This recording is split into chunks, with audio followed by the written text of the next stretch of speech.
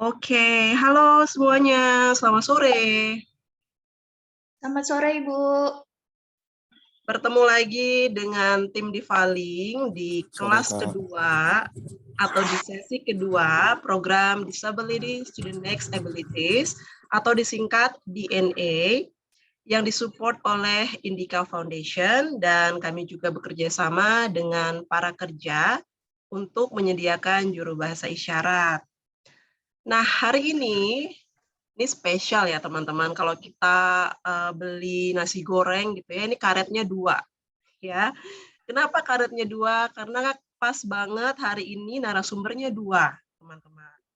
Dari Microsoft Indonesia. Siapa di sini yang tidak tahu Microsoft ya?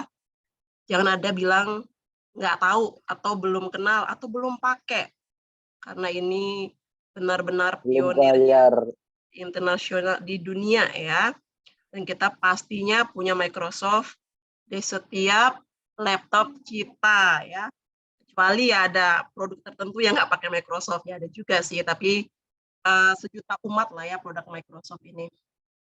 Baik, sesi kita kali ini tentang mengenal lebih jauh lagi seluk-beluk dunia kerja di sektor teknologi. Nah, kenapa sih kita tuh pengen bahas ini untuk teman-teman lebih tahu ya tentang teknologi?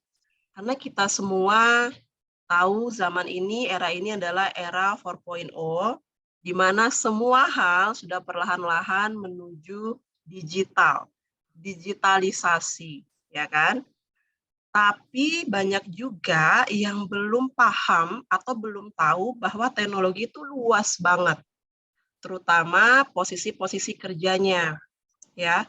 Biasanya kan kalau orang ngomongin teknologi, aku kerjanya di teknologi, di bagian teknologi gitu ya. Pasti orang-orang pada bilang, "Oh, kamu IT ya?" Gitu ya.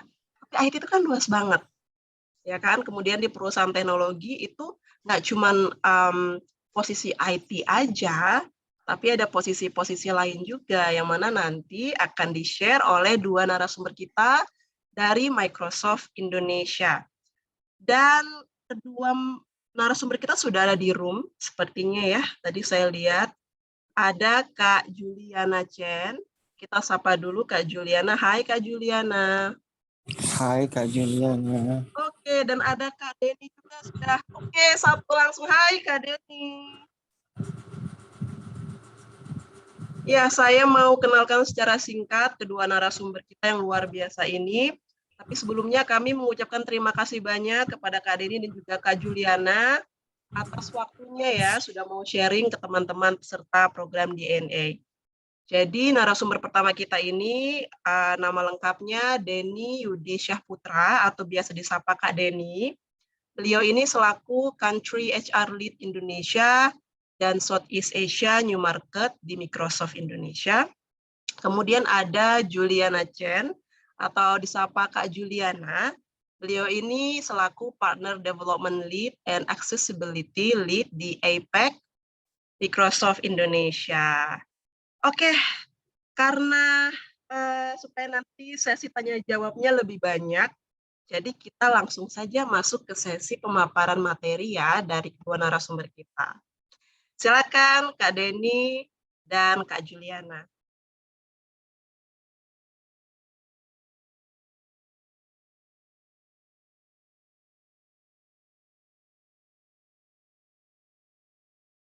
Iya, suaranya belum masuk Kak Juliana dan Kak Denny.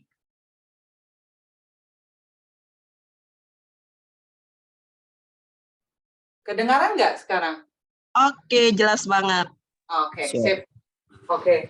Ya, jadi kita hari ini ya kita akan bahas beberapa topik ya, yang pertama misalnya tentang Microsoft, culture, dan juga nanti teman-teman kalau dapat tanya silakan chime in ya. Jadi kita ngobrol-ngobrol aja di sini. Mungkin kita akan mulai dulu dengan Mas Denny yang akan cerita sedikit tentang Microsoft. Silakan Mas Denny. Oke. Makasih Juliana, terima kasih juga buat teman-teman di sini yang sudah memberikan kesempatan ya buat kita berdua buat ngobrol-ngobrol, buat sharing kira-kira seperti apa Microsoft. Mungkin boleh slide selanjutnya. Nah, mungkin buat teman-teman yang belum belum begitu mengenal Microsoft gitu ya, tapi saya harap semuanya sudah kenal ya gitu ya. Tapi buat yang belum kira-kira belum terlalu mengenal Microsoft, Microsoft ini perusahaan yang bergerak di teknologi industri, di mana kita sekarang ini mungkin sudah ada di 190 plus negara dan kita memiliki sekitar 175 ribuan karyawan. Ini balik lagi, ini data per fiscal year sebelum tahun ini. Mungkin tahun ini mungkin sudah nambah.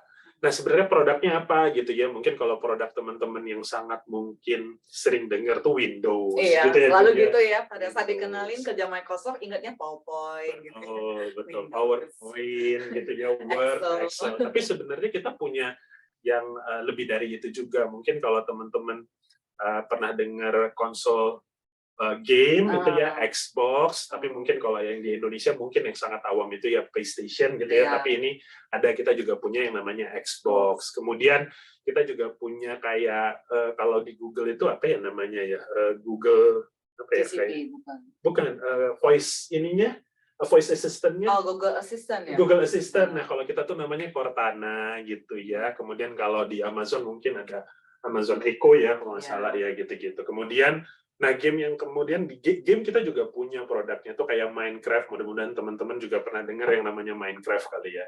Nah, jadi itu garis besar ya, kira-kira Microsoft itu seperti apa. Kemudian boleh selanjutnya. Nah, ini mungkin suatu cerita di mana mungkin kita ngomongin dari sisi Microsoft-nya sendiri, misinya tuh apa gitu ya. Nanti saya juga akan invite kembali Juliana mungkin untuk cerita. Nah, kita punya misi yang namanya empower every person and every organizations on the planet to achieve more. Bagaimana kita, kalau bahasa Indonesianya, memberdayakan setiap individu dan setiap organisasi di planet ini untuk bisa mencapai sesuatu yang lebih gitu ya. Jadi mungkin, nah ini mungkin teman-teman mungkin seru nih kalau kita dengar cerita Mbak Juliana. Mbak Juliana silakan cerita. Iya boleh nih Mas Denny. Ya nih pada saat aku sama Mas Denny kemarin go through slide itu jadi teringat kenapa ya waktu itu aku jadinya mau join Microsoft gitu ya. Salah satu itu yang bikin menarik banget itu adalah aku ingat banget waktu itu masih Pak Andreas kan ya gitu. Jadi awal-awal sempat aku udah pikir kayaknya enggak dulu deh, enggak ke Microsoft dulu. Terus Pak Andreas ngajak saya ketemu. Terus aku ingat banget dia kasih saya lihat video speech-nya Satya gitu ya, yang which is touching banget. Aku aja terharu banget, itu benar-benar kayak gimana gitu ya, karena waktu itu dia memfokuskan healthcare ya, jadi tentang waktu itu kayak remote area gitu ya, yang susah dapat medical facility gitu ya, tapi dengan true technology itu menjadi possible gitu. Bahkan dokternya itu dari tempat yang jauh itu bisa meng-assist gitu ya si pasiennya di situ dengan sama hospital di situ gitu.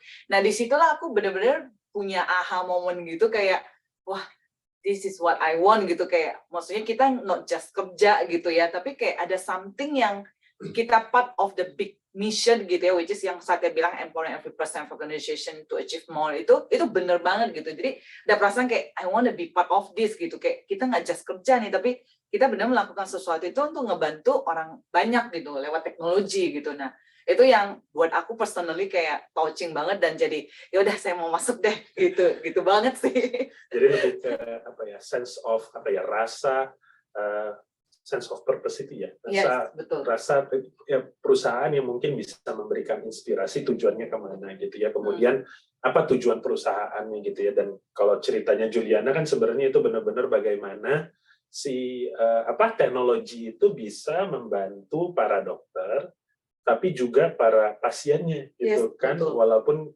situasinya remote gitu ya, menggunakan teknologi. Jadi thank you Joel, sharingnya juga sangat-sangat memberikan inspirasi juga buat saya juga. Masih ya, maksudnya dengar cerita gini, kadang-kadang Juliana melihat sesuatu seperti itu, mungkin saya juga waktu itu nggak tahu tuh itu kasus yang seperti itu, karena kadang-kadang juga kita masih masih belum nggak semuanya kita bisa ngerelate gitu ya. Tapi cerita Juliana ini baru hari ini saya dengerin, dan alhamdulillah akhirnya bisa memberikan inspirasi lagi, motivasi buat saya juga. Nah kemudian slide selanjutnya. Nah, ini kan kalau kita ngomongin dari misinya Microsoft secara global gitu ya, teman-teman. Nah, sebenarnya di Indonesia sendiri kita juga pengen gitu ya bisa menghubungkan misi kita ini ke sesuatu yang sifatnya lokal, kearifan lokal lah, kalau bahasa sekarang gitu ya Julia. Jadi di Indonesia sendiri juga kita punya tag hashtag nih, biasanya kita pakainya hashtag berdayakan Indonesia gitu ya. Nah, jadi ada 4 pilar sebenarnya menjadi fokus kita di Indonesia, bagaimana kita membantu negara kita yang tercinta ini ya, gitu ya. Yang pertama adalah bagaimana kita membantu dari sisi pilar teknologi dan inovasi, kemudian dari sisi pilar keahlian dan pekerjaan gitu ya, skill and employment, kemudian bagaimana kita juga pengen membantu Indonesia dari sisi memodernisasi dari sisi bidang pendidikan, kemudian yang terakhir AI for Indonesia, Artificial Intelligence untuk Indonesia. Nah, mungkin selanjutnya juga boleh.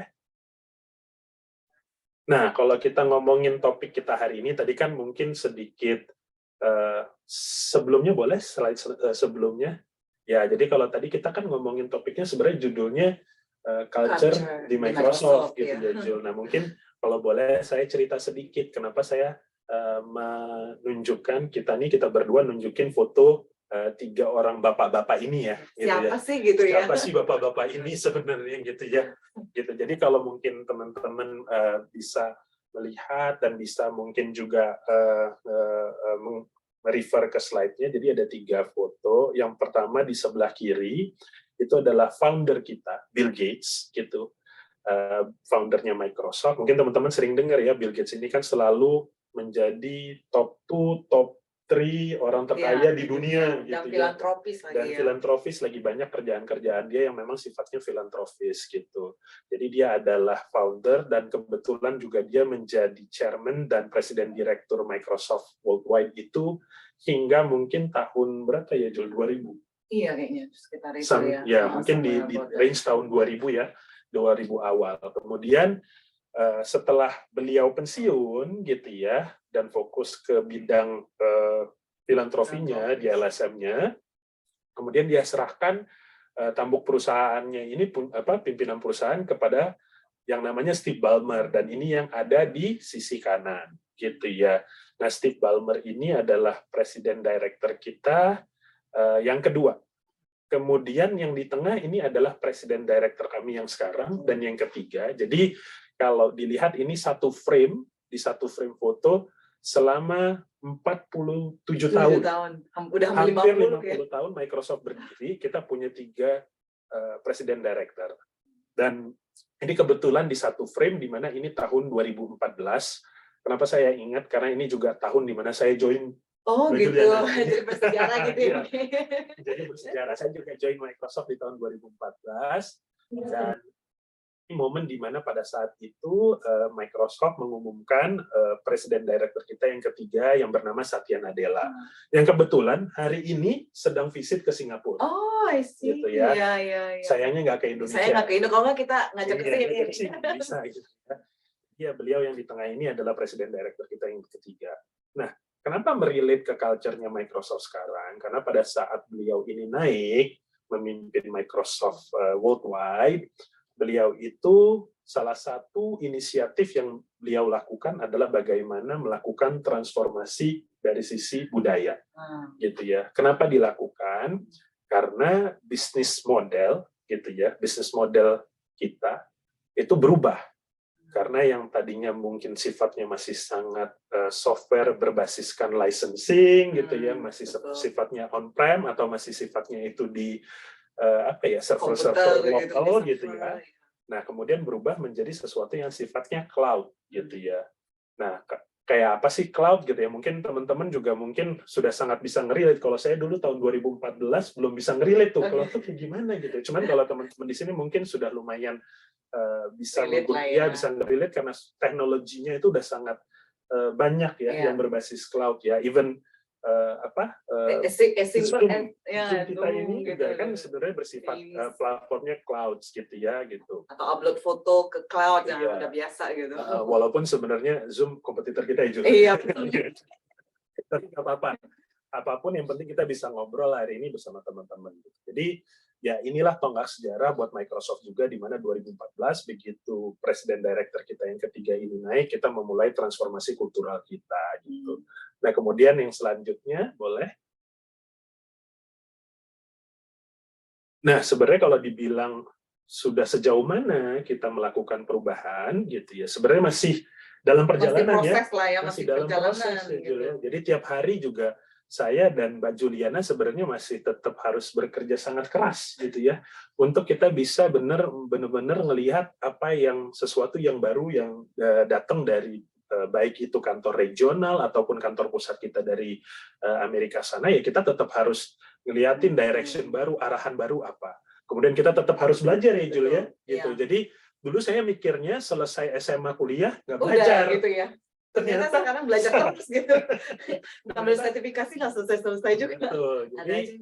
Jadi ternyata proses belajar itu nggak pernah berhenti ya, Julia. Iya. Jadi kita tetap harus sangat proaktif belajar, baik itu di dunia pendidikan ataupun dunia kerja. Tapi mungkin secara media belajarnya berbeda, cara belajarnya juga berbeda ya, betul. gitu ya. Kalau kita di perusahaan mungkin kita ada training, kemudian ada juga sifatnya kayak apa ya, kayak project ya, project based, ya di mana project kita memang ngebantuin teman-teman sesama teman-teman untuk bisa sama-sama menyelesaikan project tersebut ya gitu. Jadi mungkin caranya yang berbeda, medianya berbeda, tapi proses belajar tetap sama. Jadi kita masih di journey tersebut. Gitu.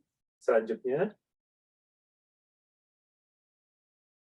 nah ini juga mungkin cerita sedikit tadi ya di yang foto yang tadi bertiga ya Julia, Presiden Director tadi. Jadi begitu Satya Nadella naik, 9 bulan pertama itu yang dilakukan oleh tim kita di kantor pusat sana adalah melakukan banyak-banyak penelitian gitu ya. Kira-kira cultural value apa yang cocok, yang relevan untuk Microsoft yang akan datang gitu kan. Makanya dilakukan penelitian, dicoba melakukan banyak definisi-definisi, iterasi baru, kalibrasi baru untuk come up dengan oh ya, ini adalah pilar-pilar value yang akan kita perkenalkan ke Microsoft gitu. Nah, setelah di pilot gitu ya, dites dulu, dicoba dulu, kemudian baru akhirnya kita mendeklarasikan ke semua kantor Microsoft yang ada di dunia ini bahwa cultural value kita yang baru itu apa gitu. Nah, ini mungkin Juliana nih yang bisa cerita. Nah, waktu itu kira-kira waktu diperkenalkan apa nih Jul? Apa cultural value-nya? Mungkin boleh yang next ya. Slide-nya. Jadi sebenarnya kalau kita bilang ya Mas Denny ya, culture itu nggak langsung plek. Saatnya bilang, oh saya mau ABC gitu. Tapi sebenarnya takes very long time juga ya dari research sampai menemukan apa sih gitu ya culture-nya gitu ya. Mungkin boleh dibantu next ya untuk itunya. Yang aku paling ingat ya pertama kali masuk ya, maksudnya di sini ada mungkin dari structure kita kan ada customer obsessed, One Microsoft gitu kan ya. Kemudian ada diverse and inclusion, terus yang paling utama growth mindset, which is itu aku mungkin mau cerita dikit nih Mas yang growth mindset ya. Boleh. Jadi sebelum saya masuk Microsoft itu kebetulan banget itu saya beli buku siapa tuh Derek ya yang growth mindset. Carol Dweck. Carol Dweck gitu. Nah pada saat baca itu kan dia memang benar bilang kayak kita keluar from our comfort zone gitu-gitu ya. Which is sebelumnya di tempat yang lama itu aku termasuk very comfort zone sebenarnya yang justru bikin aku itu jadi ngeri gitu kayak ini wah stabil banget gitu kan somehow kayak udah nyaman. Udah nyaman gitu. Begitu nyaman kan kita ngeri juga ya gitu what's next gitu kan. Nah pada saat itu aku nekat banget maksudnya dengan berpindah dari dunia yang consumer hardware ke commercial software itu kan kayak benar-benar ngejam gitu kan ya. Nah pada saat itu pas masuk di sini Satya waktu itu ngeluarin buku yang hit refresh gitu ya, itu sedikit banyak ada ngomong juga growth mindset segala macam gitu, which is menurut aku itu bagus banget dan itu benar banget yang tadi kayak Mas Denny bilang sampai sekarang pun kita belajar terus gitu kan ya, itu part of the growth mindset juga kan ya, maksudnya kita nggak selalu benar juga, kadang kita make mistake gitu dan ya udah habis itu kita belajar lagi gitu. Nah itu yang menurut aku sangat valuable banget ya di Microsoft gitu yang maybe not all the company punya itu ya as for now gitu, tapi di Microsoft kita punya gitu. Nah, terutama untuk yang di diskusi kali ini ya, kalau customer obsessed definitely lah buat bisnis gitu kan ya. Microsoft bagaimana kita kerja bareng. Tapi yang saya mau highlight paling utama juga yang saya demen banget Microsoft ini adalah diversity dan inclusion-nya gitu ya. Kayak kita di sini gitu ya, kita tenang banget gitu ya, diajak sama di Fabel gitu sharing di sini gitu. Dan di Microsoft ini kita punya komunitas ya, kalau bahasanya di internal kita ngomongnya employee resource group sebenarnya gitu, yang macam-macam gitu. Ada yang tadi ya accessibility gitu, kemudian ada women, kalau ada LGBTQ bahkan gitu ya, di luar negeri ya, di Indonesia kebetulan enggak. Terus di luar juga ada yang Asian lah, Black, Hispanic gitu ya. Rasnya Spanyol, ya, yang rasa Spanish gitu, banyak gitu, pokoknya banyak banget gitu. Dan itu semua under payung diversity dan inclusion ini gitu. Jadi kita as employee itu juga diingatkan dan dikasih space, kasih kesempatan gitu ya, untuk kita sendiri juga, kita juga terus-menerus belajar untuk how to be more diverse, how to be more inclusive gitu ya, dengan melakukan berbagai program, kegiatan, dan juga dengan teman-teman yang lain gitu. Nah, itu yang sebenarnya benar-benar kita ngerasain sih, dan aku personally bener ngerasain banget Mas Denny, dari aku masuk sampai sekarang itu benar-benar journey-nya itu berasa banget gitu ya. Setiap tahun, dan ini benar-benar di-emphasize banget sama Satya dan tim leadership-nya kita gitu. Jadi not just kita kerja buat chasing the business gitu ya, tapi kita diingetin. Bukan cuma buat ngejar revenue doang ya. Revenue gitu ya, kayak kita hari ini gitu, kayak kita benar-benar fokus banget di situ. Dan itu kelihatan juga dari nggak just kegiatan ya, tapi produk-produk solution Microsoft gitu kan. Kayak di Teams-nya kita, kemudian di macam-macam lah di produk-produknya kita itu sebenarnya kita punya feature-feature yang accessibility gitu. Jadi buat teman-teman bisa leverage juga gitu. Dan bahkan di employment-nya kita gitu, kita diingatkan untuk lebih inklusif gitu sih Mas. Oke. Mungkin bisa next ya, kita coba ke next slide. Nah, ini mungkin Mas Denny kemarin itu sempat ada dari teman-teman di Fabel reach out nih, nanya nih gitu. Terus gimana sih kita bikin, kita itu jadi punya inisiatif untuk bekerja gitu ya di Microsoft gitu ya. Mungkin aku cerita dari versi aku ya, nanti Mas Denny bisa nambah. Kalau aku sih, to be honest, tadi di awal aku sempat cerita ke teman-teman, salah satu faktor kenapa akhirnya aku memutuskan, wah ini this is the place nih yang aku mau gitu ya di Microsoft ya. Tadi pertama karena mission yang di state sama Satya, which is empowering people lewat teknologi, itu karena buat saya sih, saya set juga my own kayak target in my life gitu lah ya. Mungkin the first 12 years, everything about numbers.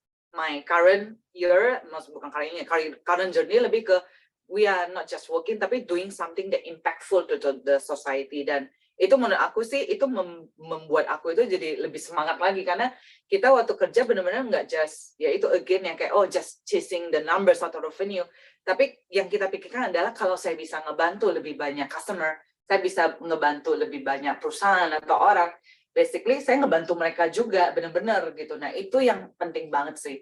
Dan kedua yang buat aku punya jadi kayak proactively atau jadi kayak semangat banget kerja gitu, itu juga karena kita juga di-encourage, kita punya satu tagline yang sering disebutkan itu adalah make Microsoft work for you. Dan itu benar-benar maksudnya not just slogan gitu ya. Ini bukan karena saya jualan di sini, tapi itu benar-benar yang terjadi. Bagaimana Microsoft bisa kerja untuk kita gitu. Iya, dan itu benar-benar terjadi. Misalnya kayak saya personally passionate di accessibility juga gitu kan, dan dibantu banget sama LP di sini gitu, Mas Denny, Pak Krisna, dan yang lain-lain gitu, dan teman-teman yang lain juga gitu. Maksudnya yang kita yang punya misi atau misi yang sama ya, punya interest yang sama, dan kita lakukan, dan kita juga disupport gitu. Dan itu benar-benar juga something yang sebenarnya membuat kita malahan jadi lebih semangat gitu ya. Dan yang ketiga tentunya tadi yang culture itu benar berasa banget ya, dengan kayak kita punya, misalnya sebagai leader juga ada prinsipalnya gitu kan, makanya leading with empathy ya kan, itu semua benar-benar kita ngerasain banget kayak how to be more inclusive dengan yang others, Jadi kita juga di-encourage untuk punya courage untuk speak up gitu ya, kan ada di DNA-nya kita juga kayak gitu. Dan kita berasa nyaman gitu, maksudnya kayak kita bisa mengungkapkan pendapat kita apa adanya gitu, bisa share gitu kan, dan maksudnya itu benar-benar culture-nya itu benar membuat kita itu jadi semangat banget gitu dan lebih inisiatif lagi sih untuk bekerja gitu ya. Itu mungkin dari sisi aku nih. Thank you, Mas Denny. Kalau Mas Denny Mbak gimana? Juliana. Ini mungkin pertanyaan berarti bagaimana bisa menumbuhkan rasa inisiatif gitu ya, rasa inisiatif dalam bekerja. Berarti ini lebih ke sifatnya motivasi kali ya, Juliana? Iya, motivasi apa sih gitu ya? Motivasi, iya. Mungkin kalau, nah ini mungkin kalau saya cerita bukan dari perspektif pribadi dulu, tapi mungkin ceritanya yang kalau kita melihat tren motivasi yang ada. Kalau dulu nih ya, dulunya mungkin jadi malu ini sama teman-teman dulu. Karena kalau dulu zaman kuliah, kuliah itu kapan ya, Jul? Ada berapa puluh tahun? Oh, ketahuan umur nih, Pak. Ya, kalau saya zaman kuliah itu waktu, ya udah nggak apa-apa, 25 tahun yang lalu ya, Jul, kira-kira gitu ya. Itu pada saat saya kuliah, saya juga bingung gitu ya. Saya harus cari kerja sesuai dengan jurusan, apa gimana gitu kan. Sementara kan juga kompetisi itu kan luar biasa tingginya ya, gitu ya. Waktu itu saya dengar-dengar orang-orang motivator gitu ya, itu selalu bilang kejarlah passionmu. Betul. Ya kan, passion gitu ya. Tapi saya bingung, saya nggak punya passion gitu. Terus jurusannya apa sih, Mas? Jurusan saya dulu itu teknik geofisika. Oh, jadi jauh saya seharusnya itu kerja di perusahaan minyak atau gas, yang nyari-nyari oil and gas gitu ya. Tapi sekarang saya jadi HR gitu. Makanya waktu itu saya ngertinya kalau ditanya motivasi, kejarlah passionmu. Tapi saya waktu itu juga bingung, Jul, gitu. Kenapa passion? Dan passion saya apa gitu? Karena menurut saya definisi yang nggak gampang untuk saya relate atau saya bisa mengerti di masa saya waktu masih kuliah kan. Kita kuliah kan susah ya mengerti passion itu apa definisinya gitu kan. Terus saya tuh suka iri gitu ya, suka jealous, suka iri sama teman-teman yang ya passion gua ini gitu ya. Jadi akhirnya sampai sekarang pun saya nggak ketemu passion saya, jujur ya. Ini jujur. Ini bukan contoh yang baik ya teman-teman ya, bukan contoh yang baik. Tapi saya sampai bingung. Tapi begitu saya mencoba untuk mengerti lebih jauh tentang misinya Microsoft, ternyata bukan passion yang penting menurut saya. Tapi tadi yang Juliana ceritain waktu di awal, purpose, tujuannya apa gitu. Jadi untuk menimbulkan rasa motivasi, rasa kita semangat untuk bekerja, saya rasa yang penting itu purpose, tujuannya apa. Gitu kan, baik tujuan dari diri kita, ataupun tujuan dari perusahaannya. Bisa nggak tujuan perusahaan dan tujuan kita pribadi sama-sama selaras. Nah, itu paling enak. Kalau kayak gitu saya rasa akhirnya kerjanya. Tapi teman-teman juga harus paham bahwa butuh waktu, butuh kesabaran ya, Julia. Betul. Ya kan? Gitu ya. Jadi nggak ada semuanya yang instan gitu. Ya, bukannya mencoba untuk membatasi imajinasi gitu ya, tapi ada orang yang mungkin bisa beruntung menemukan tujuannya ataupun passionnya ya, semangatnya itu di mana. Tapi ada juga orang-orang awam seperti saya. Contohnya, ini kan saya sangat awam, yang sangat common gitu, sangat umum, di mana saya tidak bisa menemukan passion saya. Dan akhirnya saya baru bisa mengerti bahwa kalau kita punya tujuan pribadi dan tujuan perusahaan itu selaras, akhirnya itu bisa menimbulkan rasa motivasi yang luar biasa. Itu pada saat saya juga sudah mulai berumur di atas 30-an, Jul. Oh, gitu. Jadi, ya sebenarnya most likely sih begitu juga sih aku. Setelah sekian lama baru sadar. Jadi mungkin silver lining-nya kalau dari kita berdua mungkin ya itu tadi ya, mungkin buat kita berdua sangat berhubungan karena harus sabar. Bukan berarti itu nggak akan datang, tapi mungkin kita harus cukup sabar dan tetap berusaha. Ya kan, Jul, gitu ya, bahwa satu saat ya jangan lupa juga berdoa, karena kan kita juga ya, alhamdulillah percaya ya, maksudnya semuanya juga percaya akan adanya Tuhan, dan doa itu akan pasti selalu mengiringi keberhasilan ataupun kesuksesan semua orang. Jadi saya rasa itu ya. Jadi bagaimana kita bisa menimbulkan rasa inisiatif, rasa motivasi bekerja itu pelan-pelan coba digali tujuan secara personal kita apa, tujuan hidup, tujuan kita untuk bisa lebih baik itu apa. Mungkin ada tujuannya orang yang memang nggak apa-apa, saya pengen jadi orang yang sukses dan definisi suksesnya itu bawa banyak uang misalnya. Nggak apa-apa.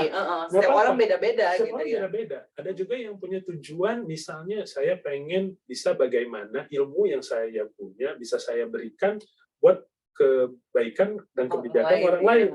Guru, dosen.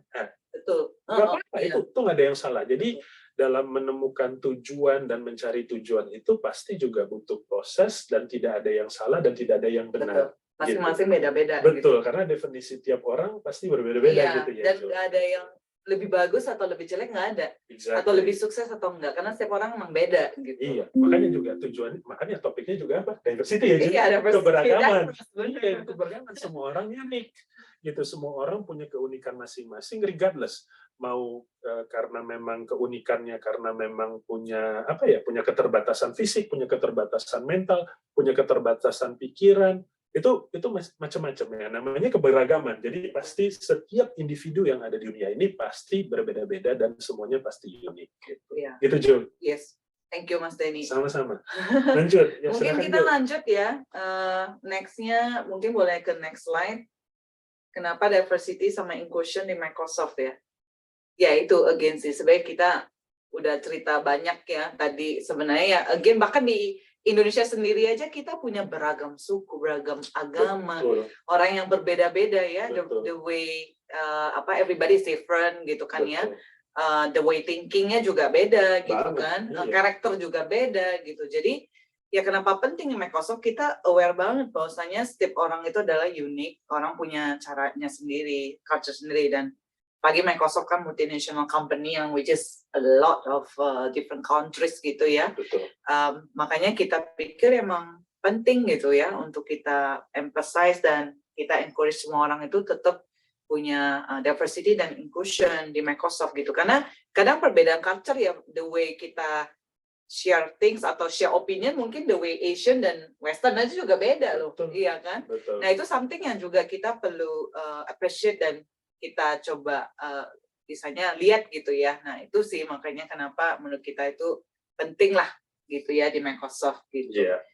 Nah mungkin satu tambahan kali ya Jul. Kalau saya pribadi juga ngerasanya kita tuh sangat beruntung hidup di Indonesia ya nggak sih Jul? Maksudnya pilar kehidupan kita aja itu udah ada Pancasila ya, Bhinneka Tunggal Ika gitu. Betul. Ya. Apa tuh bahasa Inggrisnya? Diversity in Unity ya. Diversity Unity. Iya nggak sih? Iya, bukan together we are one. Bisa juga. Bisa juga. Bisa juga kan gitu. Jadi sebenarnya kita sangat beruntung kan gitu ya. Kita sendiri sudah punya pilar Pancasila gitu ya, sudah punya value, nilai-nilai yang dikembangkan oleh ya para leluhur kita bahwa Bhinneka Tunggal Ika, berbeda walaupun berbeda tapi tetap satu, gitu kan, satu tujuan. Nah, kalau dalam konsep negara, ya itu tadi ya, bagaimana kita bisa mengembangkan bangsa kita ini. Nah, itu aja sudah di-highlight. Kebayang nggak bahwa sebenarnya konsep itu sudah ada sejak lama, kemudian sekarang konsep itu tuh yang selalu dipakai di negara manapun loh. Betul. Termasuk di perusahaan-perusahaan kayak kita ini kan, gitu ya, perusahaan-perusahaan yang base-nya itu dari Amerika, dari Eropa, gitu. Jadi kita tuh, kalau saya sendiri pribadi sangat ngerasa bersyukur gitu. Jadi memang dari kecil, dari kita hidup di Indonesia saja, kita sudah diajarkan bagaimana kita harus bisa bertoleransi. Toleransi bukan terus kita menerima ya, Jul. Iya. Gitu, karena ada saatnya kita juga harus bisa speak up, berbicara. Punya keberanian untuk berbicara, mengutarakan pendapat juga. Gitu. Nah, ini mungkin kaitannya dengan slide berikutnya, teman-teman, gitu ya. Boleh next. Nah, di sini ya mungkin melanjuti tadi kita cerita dari sisi keberagamannya, diversity-nya. Nah, sekarang kita coba cerita dari inklusifnya, gitu ya. Jadi di Microsoft kita memang punya suatu arahan ini sesuatu yang kita lakukan mungkin dari 2014 ya. Jadi setiap individu, setiap karyawan Microsoft itu harus mengerti, harus punya kemampuan tentang inklusif. Bagaimana kita bisa lebih inklusif, bisa lebih toleransi, bisa lebih merangkul semua orang. Makanya inclusive capabilities. Ada 3 yang menjadi pilar penting di sini, bagaimana kita bisa melatih pemahaman kita, bagaimana kita juga bisa melatih rasa penasaran kita, bagaimana kita juga bisa menunjukkan rasa beraninya kita, gitu ya. Jadi ada 3 ini. Nah, di masing-masing pilar ada kemampuan ataupun ada behavior, ataupun ada perilaku yang harus kita kedepankan, gitu ya. Nah, itu masing-masing tadi ya di pilar itu ada bagaimana kita bisa melatih atau mereview ulang ya, mengakses ulang asumsi kita. Karena kita biasanya manusia ya, kita suka melakukan suka membuat asumsi sendiri padahal nggak seperti realitinya gitu ya. Nah, ya contohnya mungkin contoh kalau sehari-hari itu kita suka mungkin kayak kepo kali ya Julia bahasanya. Ini nggak sih, kepo in a way, julid kali ya. Kadang-kadang kan suka gitu ya, kepo atau julid gitu ya, rasa penasaran yang mungkin belum tentu itu valid ya. Betul. Jadi bagaimana kita jangan sampai kita berasumsi sebelum kita mencari klarifikasi. Apalagi kadang-kadang suka kedengaran atau tahu sesuatu sepenggal doang. Nah, itu bahaya tuh. Padahal kalau whole story mungkin different nih. Taunya sepenggal doang udah langsung beda cerita. Perspektifnya berbeda jadinya. Langsung berbeda gitu. Karena itu salah satunya gitu. Nah, terus kadang-kadang karena kita manusia, pasti kan kita punya bias ya. Bias itu mungkin persepsi yang ada di kepala kita ya, gitu. Nah, ini yang kedua.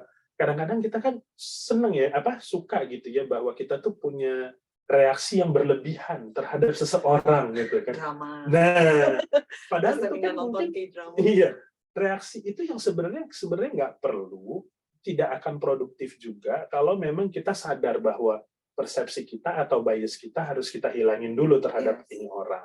Nah, ini jadi contoh-contoh bagaimana kita berusaha untuk bisa melatih kemampuan inklusif kita di dunia kerja gitu ya. Terus untuk yang pilar kedua, nah mungkin ini yang item kedua ya, di item yang kedua ini mungkin ini sesuatu yang menurut saya ini juga saya rasa valid sekali. Bagaimana kita melatih kita bisa benar-benar mendengarkan orang lain. Mendengarkan bukan hanya ngomongin kita mendengarkan, tapi mendengarkan benar-benar bisa mengerti konteks, bisa mengerti pemahaman apa yang ingin disampaikan orang. Karena zaman sekarang terlalu banyak gangguan menurut saya.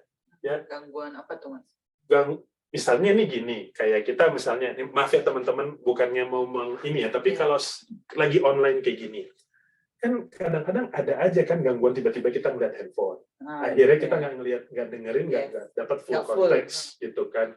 Belum lagi kalau misalnya di setup kerja, itu kan bahaya ya Jul. Pada saat kita nggak bisa benar-benar bisa mengerti orang lain, mengerti konteksnya, balik lagi to the point di mana kita akhirnya malah bisa mengambil asumsi yang salah kan. Akhirnya mengerti sesuatu yang salah, pengertian kita salah, ya semua kerjaan malah jadinya runyam gitu kan gitu. Kemudian kalau contoh yang ketiga, mungkin bagaimana kita pengen memastikan semua opini, pendapat, ataupun semua suara bisa kita dengarkan. Walaupun nantinya ada pendapat yang mungkin harus kita tolak, tapi paling nggak kita harus dengerin dulu. Diskusi lah gitu. Dan wajar kalau kadang-kadang beda pendapat gitu kan. Justru aneh tuh kalau satu ruangan satu pendapat gitu kan. Betul. Justru beda pendapat. Semua orang unik. Iya, benar gitu kan.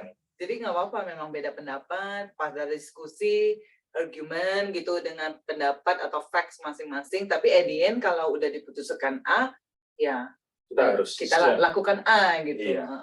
Jadi kalau ini ada suatu message, ini saya dapatnya dari dari orang Microsoft juga Jul. Gitu. Jadi ini baru saya selami lah artinya gitu ya. Ini kalau kita pada saat berargumen, poin paling penting itu bukan bagaimana kita bisa memenangkan argumen tersebut. Betul. Kadang-kadang kan kita gitu ya, Iya. gimana supaya argumen atau pendapat gua bisa yang diterima. Padahal itu bukan itu pentingnya. Yeah, that's not the point. The the point pada saat kita berargumen adalah bagaimana kita bisa punya kesempatan untuk belajar. Belajar mendengarkan pendapat orang lain, mendengarkan perspektif yang berbeda, sehingga kita bisa menambah banyak ilmu. Nah, gitu. Jadi, ini ya perspektif itu yang bagus juga. ya ini jadi ya ini bukan dari saya ya, ini Iya. saya juga meng-quote dari orang lain dan saya ternyata itu ya. Jadi pada saat berargumen bukan berarti saya harus memenangkan argumen atau pendapat saya yang paling benar, tapi bagaimana saya punya kesempatan karena saya mendengarkan pendapat orang lain, saya bisa mendengarkan insight yang berbeda, saya punya pengalaman yang berbeda dan saya punya kesempatan belajar lebih banyak. Gitu. Nah, ini benar sih. Kadang-kadang kita itu kan punya blind spot ya. Kayak as Pastinya. simple as saya pernah tuh dikasih lihat foto yang gambar sepatu itu loh, Mas. Ada yang lihatnya warna green, ada yang warna pink. Dan itu real kan ya. Maksudnya kalau aku itu nggak bisa lihat pink. Benar-benar nggak bisa lihat pink. Oh iya, itu sepatunya kayak Converse gitu. Bukan? Iya. Tapi Walaupun nggak penting ya kenapa Converse yang iya. tapi itu just a small thing yang kadang-kadang kita punya blind spot.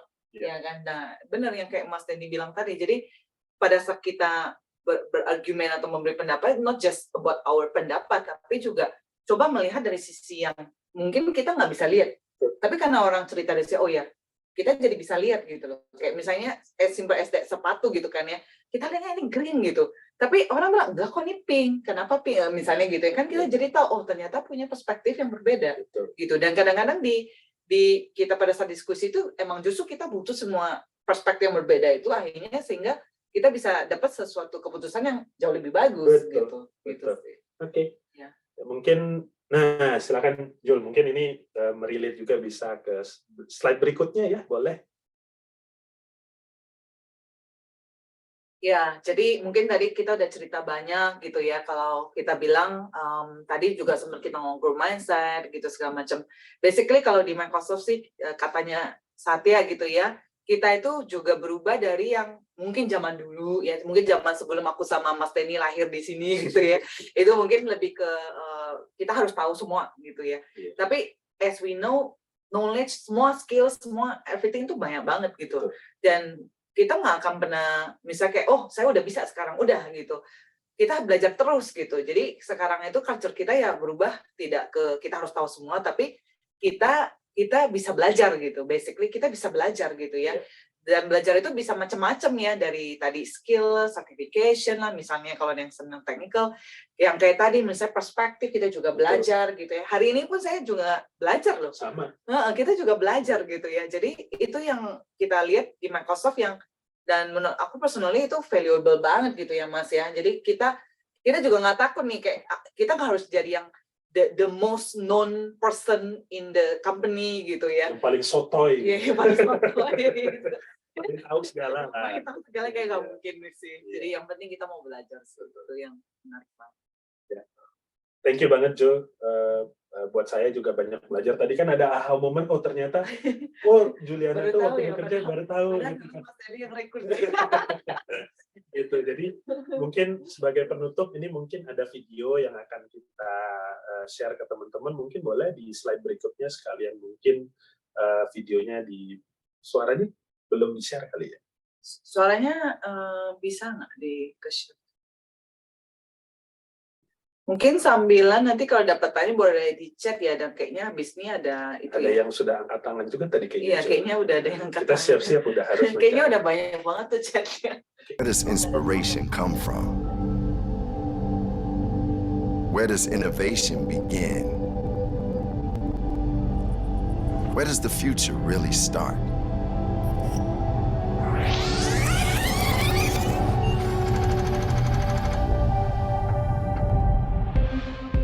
Our story began in a dorm room in 1975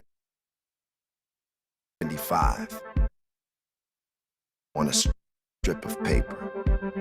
And from there, a vision was born. We designed technology to build, technology to grow, technology to learn, explore, and create. and we turned a world of possibility into a world of reality. But no journey is without obstacles, and our challenges only encouraged us to go further.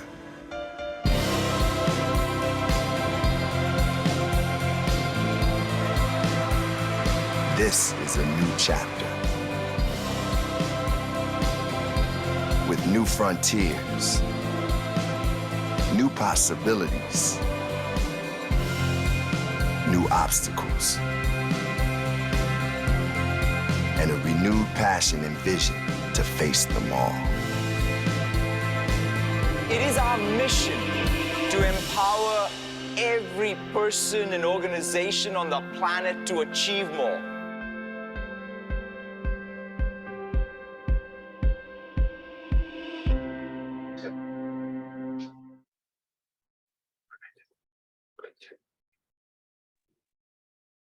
Oke, mungkin itu aja dari kami ya. Berdua ya.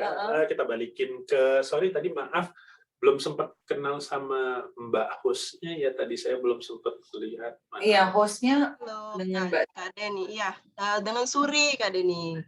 Oh, dengan Mbak Suri. Ya, maaf tadi baru malah kita udah duluan tadi kita belum sempat benar-benar menyapa Mbak Suri. Maaf, Mbak Suri, maaf. Gak apa-apa, Kak Deni, Kak Juliana. Wow, terima kasih banyak sharing-sharingnya. Seru banget teman-teman ya. Kapan lagi ya kita bisa dengar langsung dari teman-teman di Microsoft Indonesia bercerita tentang culture-nya Microsoft, ya kan, yang mana salah satunya adalah diversity and inclusion. Dan for your information teman-teman di sini, Microsoft itu punya program yang didedikasikan untuk teman-teman disabilitas di dunia ya.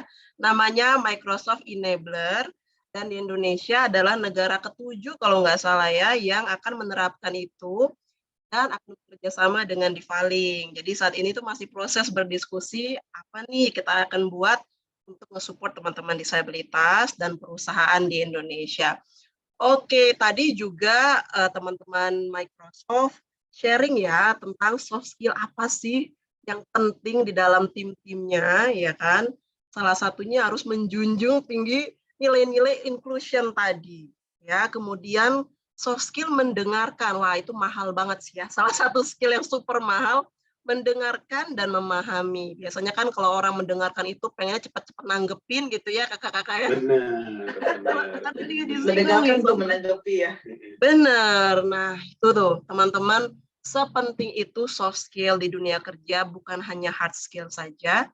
Kemudian di akhir presentasi kakak-kakak ditutup dengan video dari Microsoft yang menggambarkan dari awal banget Microsoft dibangun, ya kan, dari tempat yang kecil yang sekarang sudah luar biasa. Siapa yang nggak tahu Microsoft ya? Dan di video itu tadi ada juga menggambarkan diversity and inclusion, karena banyak teman-teman yang warna kulitnya berbeda-beda, ada warna kulit hitam ya, putih, kuning ya kan. Kemudian tadi ada sepintas yang pakai kaki palsu teman-teman ya. Ini menggambarkan teman-teman disabilitas. Wow, dan benar ya Kak Deni dan Kak Juliana sudah banyak yang ngechat dan ada yang angkat tangan juga. Iya benar.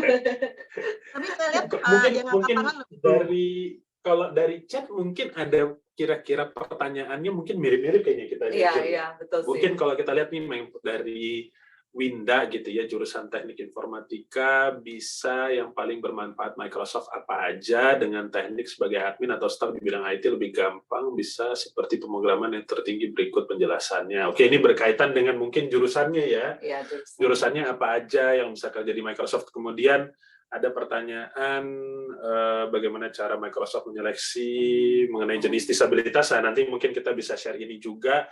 Mungkin boleh ke bawah, mungkin saya coba merangkum dulu sama Mbak Juliana, kita coba merangkum kira-kira apa pertanyaan yang bisa kita langsung jawab sekaligus kali ya Mbak Juliana. Iya, boleh. Bisa nggak di-scroll ke bawah? Ini panjang. Oh, banyak nih pertanyaannya. Nah, itu ini kan yang tadi pertanyaan dari ini Ati Fatul gitu ya, nanyanya jurusan apa? Tadi yang di atas Coba namanya jurusan. Jul? Maaf. Boleh ke atas lagi, Jul? Yang di atas. Maaf nih ya, kita nggak familiar juga. Dengan Winda gitu ya. Sebenarnya kalau dibilang jurusan sebenarnya nggak ada pattern. Iya, nggak ada pattern. Iya, makanya. Tadi Juliana udah nanya. Saya jurusannya teknik geofisika, maksudnya Iya, HR. betul. Juliana jurusan apa? Aku sih sistem informasi. Oh, sih. sistem informasi ya. Jadi ini kalau TI sesuai. bisa, Ya, sesuai. bisa pasti. Sesuai. Siapa lagi ya yang saya kenal ya? Kayaknya ada yang pertanian juga di sini. Ada. Jadi sebenarnya balik lagi ya. Saya rasa jurusan is one thing. Mungkin kalau dilihat jurusannya itu mungkin akan menjadi sesuatu yang akan akan menjadi alat bantu yang lebih pada saat bekerja karena mungkin udah mengerti konteksnya. Jadi kalau misalnya tadi background-nya TI ya setidaknya waktu misalnya kita ngomong Azure gitu kan, waktu kita ngomong solusi gitu, cloud gitu, mungkin udah relate karena waktu di kuliah udah ngerti lah gitu kan, konsep bisnisnya seperti apa nih, decision support ininya apa, object oriented misalnya kayak gitu-gitu. Nah lebih ke sana sih sebenarnya ya. Iya. Tapi sebenarnya kalau kita ngomongin hard skill atau skill yang memang bisa, ya kalau skill mungkin ini, maaf saya klarifikasi. Jadi mungkin kalau kita ngomongin tadi ya, kan Juliana ngomongin produk yang ada di Microsoft, sehingga pengetahuan produk itu sebenarnya sesuatu yang bisa kita training kan, betul. Ada trainingnya, jadi itu mungkin nggak terlalu matters gitu bisa aja. Jadi makanya tadi saya teknik geofisika, ada yang teknik pertanian, ada yang teknik industri banyak. Iya. Dan bahkan sebenarnya ada juga yang nggak relate accounting atau ekonomi misalnya, ada ya kan? Tapi dia juga ternyata bisa jadi Azure spesialis gitu. Karena tadi yang kayak Mas Dani bilang, di kita juga banyak mengencourage teman-teman supaya, bahkan aku sendiri juga ngambil sertifikasi gitu ya, karena kan udah beda ya, yang 20 tahun lalu belajar di kuliah sekarang udah nggak relate gitu, paling logiknya aja gitu, tapi apanya udah beda. Jadi di sini maka dibilang growth mindset, learn it all, karena memang no matter whatever background, jurusan gitu ya, yang penting tadi cocok gitu, purpose-nya segala macam, sama kerjaannya cocok, dan mau belajar sertifikasi misalnya gitu ya, untuk certain solution, then it's okay gitu ya. Betul. Jadi kalau produk pasti bisa diasah. Yang paling penting itu tadi ya, tadi juga lupa Mbak siapa tadi? Mbak Winda ya, yang di atas. Enggak, Mbak MC yang ngontrolin. Mbak Suri juga tadi meng-highlight sebenarnya soft skill gitu ya, bahwa bagaimana kita punya skill untuk bisa mendengarkan orang tanpa memotong pembicaraan, bagaimana kita bisa berkolaborasi dengan orang lain, karena mungkin kalau di sekolah kita pengen terus-terusan jadi ranking nomor satu gitu ya. Kalau di kerja nggak bisa ranking nomor 1 karena teamwork. Jadi kerjanya bareng-bareng supaya hasilnya maksimal. Nah mungkin mudah-mudahan bisa menjawab 2 pertanyaan tadi. Nah mungkin ini kita balikin lagi ke Mbak Suri, mungkin karena udah ada beberapa yang angkat tangan, kita nggak tahu mana urutannya nih. Boleh bantu ya. Ini saya sudah hafal siapa yang angkat tangan duluan, tapi sebelum kalian open mic, teman-teman ingat ada satu tanya singkat padat jelas. Kasih tahu nama kalian dan dari universitas mana, maksimal 1 orang itu 2 pertanyaan. Oke, sepakat ya? Karena sebelumnya itu 1 orang borong 4 pertanyaan ya Kak. Oke, yang pertama dari Kak Mufdi Abdillah, silakan Kak.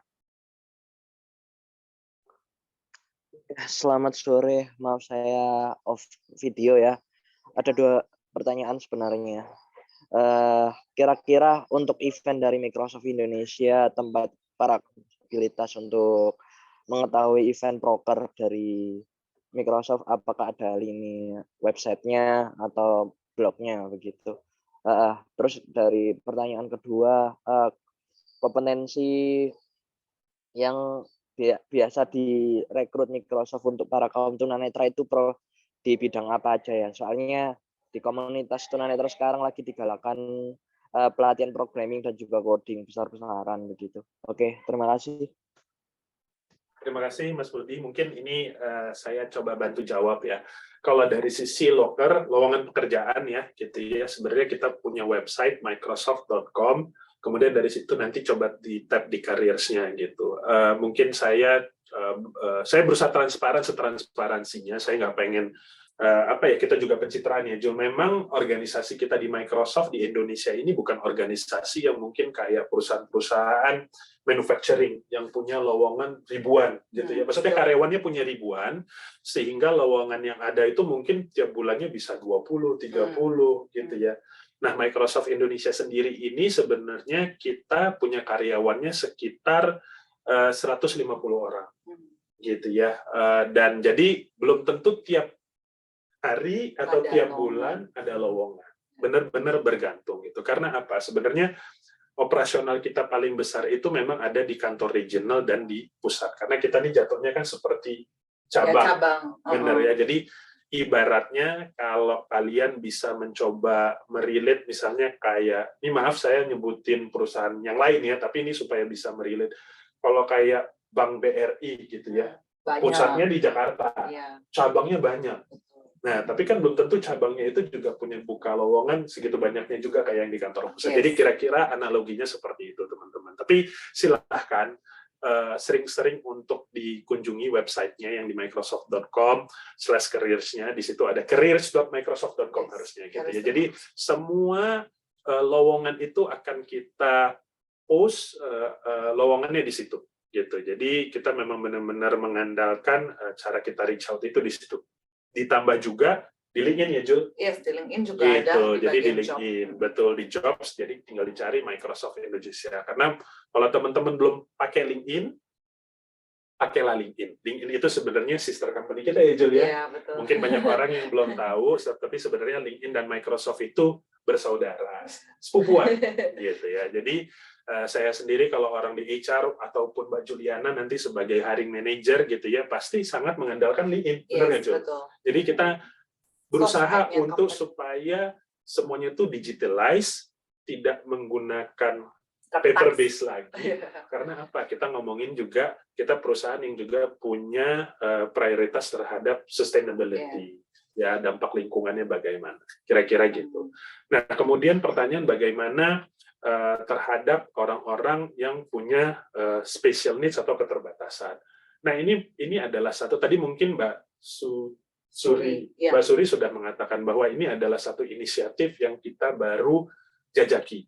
Jujur, karena memang kita karyawannya nggak sebegitu banyaknya, ini adalah proses pembelajaran kita di Microsoft Indonesia, teman-teman. Kita belum pernah punya pengalaman kalau dari sisi teman-teman yang punya keterbatasan fisik, gitu ya. Kalau keterbatasan mental atau apapun, saya nggak tahu ya, karena kan kadang-kadang ada orang yang disclose. Tapi kalau ngomongin fisik, ini kita belum pernah punya pengalaman. Ini adalah salah satu kita coba menggapai ke teman-teman semua. Kita pengen belajar, malah mungkin kita butuh inputan teman-teman juga. Betul. What next dan segala macam. Jadi memang ini salah satu proses yang di awal yang kita juga masih coba merumuskan. Kita juga pengen menyiapkan semua infrastrukturnya. Kita juga yang paling penting kita juga pengen mempersiapkan internal kita sendiri. Gitu. Di Indonesia kita belum punya pengalaman. Kita masih banyak belajar sama global office kita. Nah, tapi kan belajar dengan orang-orang di kantor pusat, dengan belajar kita bagaimana kita merealisasikannya itu di country, itu berbeda lagi. Kan? Makanya kita sekarang lagi berusaha mempersiapkan para hiring manager, saya sendiri di HR juga lagi mempersiapkan diri, Juliana juga sebagai potential hiring manager juga lagi mempersiapkan diri. Jadi kira-kira seperti itu.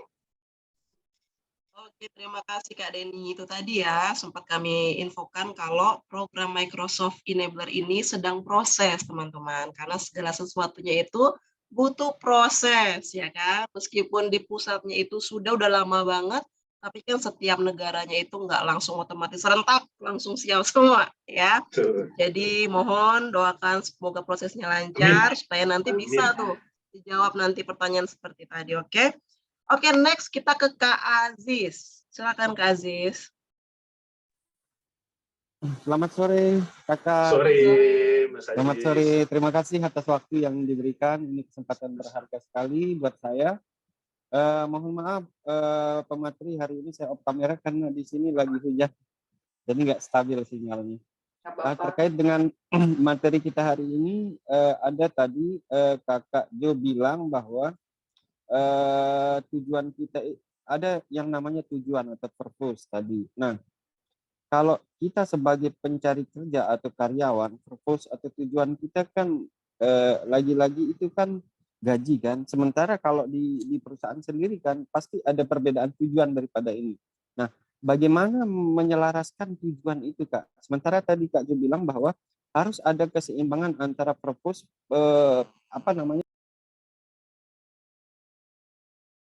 Iya, hilang suaranya ya. Oh, putus ya? Mas Aziznya masih ada nggak atau ke drop? Mas Aziznya sudah, wah ternyata terlempar Mas Aziz ya. Waduh. Aduh, Tadi sayang karena banget. hujan tuh. Ya, halo Kak, halo. Oh, ada Balik lagi, silakan, Kak. alhamdulillah. Ya. Sorry. I'm sorry. Tadi hujan. Nggak apa-apa, Tadi Mas. bisa nangkep ya Kak ya pertanyaan saya? Bisa. Oke, ada perbedaan tujuan antara perusahaan dengan kita sebagai karyawan itu. Jadi bagaimana menyelaraskan itu? Karena kan pada hakikatnya dasarnya itu sudah beda tujuannya. Oke. Itu yang pertama. Terus yang kedua Kak, terkait dengan Google ini sendiri. Kami sebagai difabel atau kaum disabilitas, bagaimana perusahaan Google itu sendiri memfasilitasi kami atau sejauh mana Google itu memberikan kapasitas kepada teman-teman difabel untuk bekerja di Google itu sendiri. Nah, karena kan keterbatasan kami ini bermacam-macam kan, ada yang difabel mental maupun fisik. Nah, bagaimana nanti Google menyiasati itu? Terima kasih Kak. Selamat Mas sore. Ajis, Oke. koreksi dong, jangan Google. Google mah tetangga sebelah, kita Microsoft, Mas Ajis. Ya, Microsoft, sorry. Aduh. Sorry. I'm sorry. Iya, nggak apa-apa. Ya, bagaimana Microsoft menyiasati itu? Sorry. Iya, Mas Ajis. Jadi mungkin, nggak tahu, Juliana mau merespon? Mungkin yang pertama aja kali ya. Iya, silakan. Untuk yang pertama ya menjelaskan antara mungkin karyawan dan perusahaan ya. Mungkin balik lagi memang basic pasti tetap at the end ya company dan juga kita as karyawan pasti base-nya pasti tetap ada duit lah ya, apalagi kalau udah berkeluarga gitu, itu pasti gitu kan ya. Maksudnya kita nggak pungkiri bilang, oh kita benar-benar kerja nggak usah dibayar gitu kan, gitu ya.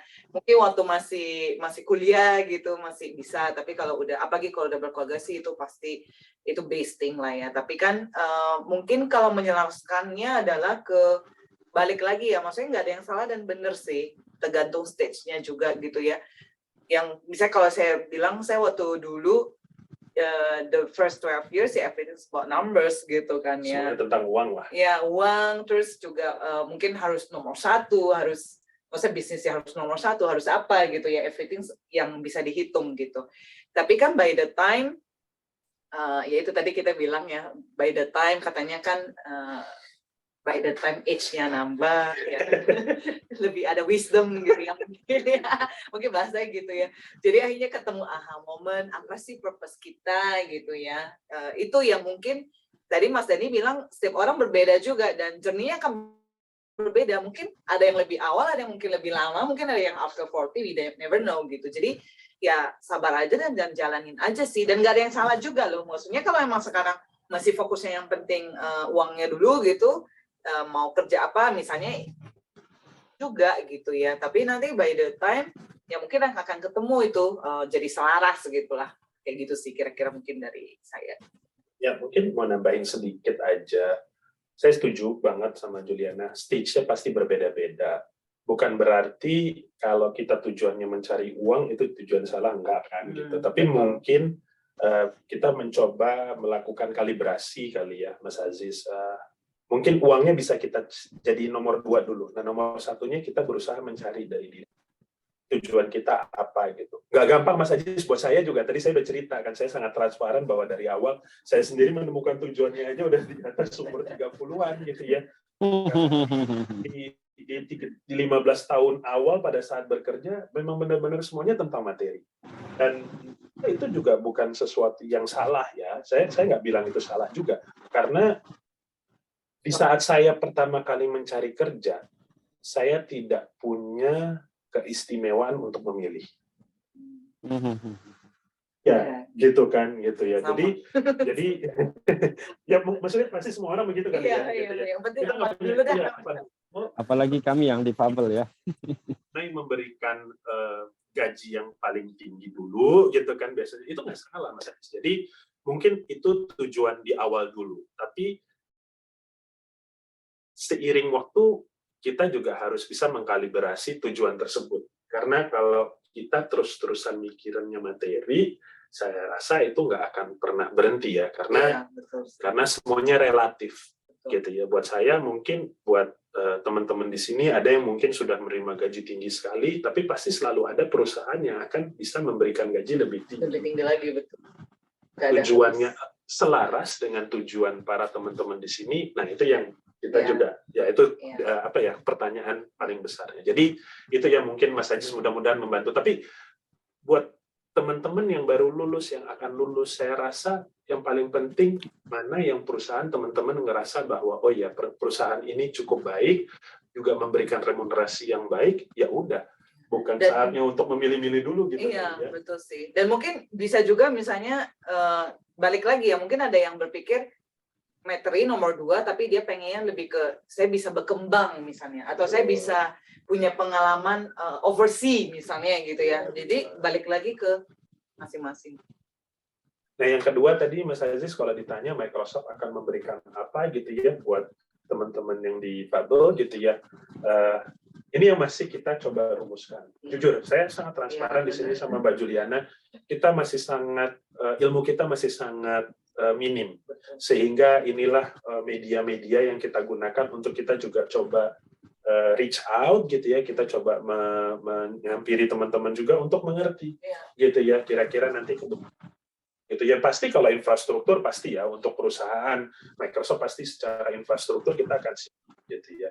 Tapi nggak hanya infrastruktur ya, saya rasa yang paling penting sekarang ini adalah bagaimana kita menyiapkan mindset teman-teman di sini juga. Sebegitunya Microsoft juga persiapkan training kepada teman-teman di sini, tapi begitu kita menghadapi kenyataan, itu kan akan membuat kita juga cukup gugup ya, sehingga gap yang kita rasakan sekarang ini, inilah yang kita coba untuk kita explore dengan engage dengan teman-teman untuk belajar supaya kita makin bisa lebih siap, sehingga kita juga akan makin bisa lebih menerima dan mempersiapkan semuanya itu untuk mendekati ke sesuatu yang sifatnya sempurna. Walaupun nggak ada yang sempurna, tapi paling tidak kita ingin mendekati.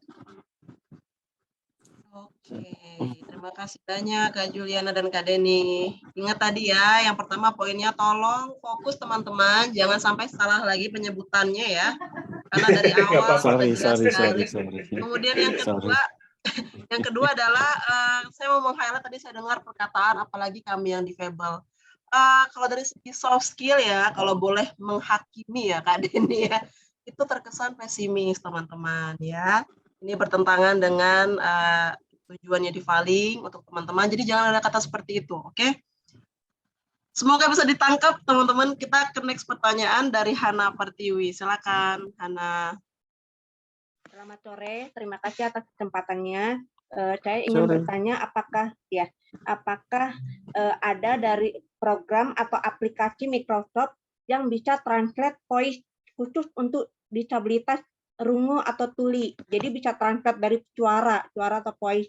Nah, kemudian yang kedua, semoga nanti harapannya ke depannya bisa ada program pelatihan penggunaan Microsoft Office, karena ini sangat penting bisa digunakan di lapangan kerja, khususnya ragam disabilitas. Misalnya kalau rungu itu nanti ada video tutorial atau translate suara atau teks tulisan. Kalau netra itu dengan suara atau gimana. Mudah-mudahan nanti ke depannya ada pelatihan khusus untuk penggunaan Microsoft Office. Apalagi Microsoft Office sekarang sudah berkembang, sudah banyak, ada 9 atau 10 kalau nggak salah. Ya, terima kasih. Thank you. Terima kasih Mbak Ana. Mungkin mau aku bisa itu dulu. Ya, untuk nomor 1, yes, kita ada. Ya kan, bahkan tadi saya sempat cerita dikit di office-nya kita kayak Excel, PowerPoint, itu sebenarnya udah banyak fitur-fitur accessibility gitu ya. Jadi mungkin belum again ya, kita on the journey, mungkin belum 100% cover everything, tapi kita punya fitur-fitur itu gitu. Ya bahkan kayak di Teams-nya kita juga sebenarnya bisa dari voice to text gitu kan. Tapi mungkin belum local language-nya ya, mungkin local language-nya masih bahasa Indonesia masih masih di kurang progress. oke lah ya gitu ya. Tapi again ya belum sempurna tapi on the journey gitu. Dan I think it's a very good feedback ya buat kita juga kalau mungkin sesekali kita bikin training ya buat menggunakan feature-feature accessibility di produk kita yang sehari-hari itu, misalnya yang Office segala macam ke teman-teman ya di Divaling dan juga community disability yang lain sih. Mungkin aku pikir sih itu very good feedback sih buat kita gitu. Tapi feature-features itu ada. Ya. Gitu. Ya sama ya mungkin secara mungkin kemampuan untuk bahasa Indonesianya masih harus kita improve ya juga betul. gitu, karena kan balik lagi ada machine learning di belakangnya yang harus dilatih gitu. Jadi mudah-mudahan itu salah satu journey-nya kita ya, pembelajarannya kita. Kemudian kalau ngomongin pelatihan ya itu again itu feedback yang bagus sekali ya. Mungkin kita harus bisa lebih menggalakin. Nanti mungkin ya ini feedback taken buat kita berdua, kita akan sampaikan ke tim internal juga bagaimana kita bisa supaya kerjasama dengan para partner kita bisa lebih reach out ya untuk melakukan pelatihan tersebut ya. Gitu. Makasih banyak Mbak Hana inputannya dan feedbacknya. Mantap banget, terima kasih. Oke, kita next ke Kak Rahmat Fahri Naim. Silakan Kak. Ya, ini suara saya jelas nggak? Sangat jelas. Oke, ini saya curhat sekalian, ya barangkali nggak bisa ngasih feedback lah. Ini pertama saya nyambung dulu terkait, terutama buat kami yang disabilitas ya, yang tadi ya. Itu saya cukup ngerti sih, maksudnya kayak, ini mungkin hal yang saya tangkap aja, mungkin kalau misalkan Microsoft bisa ngelakuin penelitian atau apa, mungkin hasilnya bakal beda ya, cuman ini dari yang saya tangkap aja. Kalau ngeliat dari loker-loker yang ada, bahkan yang di-share di Divaling sendiri, atau mungkin di loker-loker kayak Connecting Link atau apalah, kayak lembaga-lembaga lainnya yang berusaha memfasilitasi orang difabel bekerja, itu yang saya lihat, bukan yang saya lihat dong, bahkan orang-orang yang kayak Perhimpunan Jiwa Sehat Indonesia, orang-orang pemuda autisme Indonesia, dan organisasi mental-mental lainnya itu mereka itu sampai capek gitu ngeliatnya gitu, kayak ini kenapa loker kebanyakan hanya memfasilitasi tunadaksa gitu, itu pun yang kayak nggak masuk akal gitu, maksudnya tunadaksanya tingginya 165, 170, kan ada tunadaksa yang ya kakinya literally nggak ada gitu, itu kayak gimana gitu kayak. Dan saya ngeliatnya tuh kayak yang disabilitas lain ya kayak peluangnya kurang sekali gitu. Apalagi yang ini saya sebagai orang dengan disabilitas mental juga ya. Disabilitas mental tuh yang lowongannya yang ada itu malah tunagrahita, which is yang secara kemampuan otak kayak harusnya orang-orang dengan disabilitas mental lain itu dikasih peluang lebih gitu dibandingkan hanya tunagrahita yang dikasih gitu. Ya, itu mungkin barangkali bisa jadi masukan buat Microsoft buat ya gimana antara nyelesain itu atau enggak, mulai dari Microsoft buat ngebikin program apa gitu. Atau kayak gimana? Ya, itu aja di sini. Saya terima kasih loh. Thank you. Terima kasih buat sharingnya, Mas siapa tadi maaf? Tadi Mas, kita manggilnya Mas Latifa atau Mas Ade? Mas Rahmat. Mas Ahmad ya. Makasih Mas Rahmat untuk bisa sharing secara sangat-sangat vulnerable ya gitu ya. Kita balik lagi ya, kita bukan perusahaan juga yang sudah sempurna, tapi dengan kita mendengarkan teman-teman di sini, mudah-mudahan ini menjadi persiapan kita juga. Gitu ya, bagaimana kita juga mulai dari iklan lokernya sendiri, bagaimana kita bisa harus inklusif juga, gitu Julia. Itu salah satu poin yang tadi dibilang Mas Rahmat juga kan, bagaimana kita bisa menginclude semuanya. Ini adalah proses, Mas Rahmat. Kita juga baru memulai ini, jadi terima kasih banget untuk curhatannya, sehingga ini menjadi sesuatu yang harus kita lebih awasi dan kita harus lebih aware ya, Jo. Ya. Mungkin kalau aku boleh share sedikit my personal vulnerability juga. Iya, jadi tadi thank you buat Mas Rahmat yang udah share. Jadi FYI juga saya juga punya 2 autism kids ya, twins gitu. Jadi saya ngerti banget perasaannya gitu ya. Bahkan kalau saya ngalamin not just belum sampai dunia kerja, tapi dari education juga udah ada banyak challenging gitu ya. Dan that's the reality gitu yang kita hadapi dengan social stigma dan segala macam di Indonesia gitu. Nah, tapi tadi yang kayak Mas Denny bilang, ya kita on the journey, ya kita sebagai aware ya, kita juga aware gitu ya. Tadi kita akan lebih dari sisi the way kita doing kalau ada lowongan dan segala macam gitu. Dan juga mungkin teman-teman bisa kasih masukan ke kita gitu ya. Maksudnya kayak tadi Mas Denny kan bilang kita juga pengen reach out, kenapa kita di sini gitu ya. Apa sih masukannya nih supaya kita bisa lebih inklusif gitu buat teman-teman disability juga. Dan yang saya mau share juga adalah sebenarnya kita bahkan not just within Microsoft gitu ya, kita juga kerja bareng sama partner dan customer kita gitu. Dan udah ada partner dan customer kita yang memang mereka agree dan mereka hire teman-teman yang disability. I'm not sure, ada satu yang saya ajak di sini, kalau dia hadir di sini boleh share gitu ya. Ada di sini nggak? Ada satu tadi yang dari customer kita, kemarin kita sempat ada acara juga gitu. Jadi kita memang juga encourage not just us, tapi our partner and our customer juga gitu, dan mereka juga hiring gitu.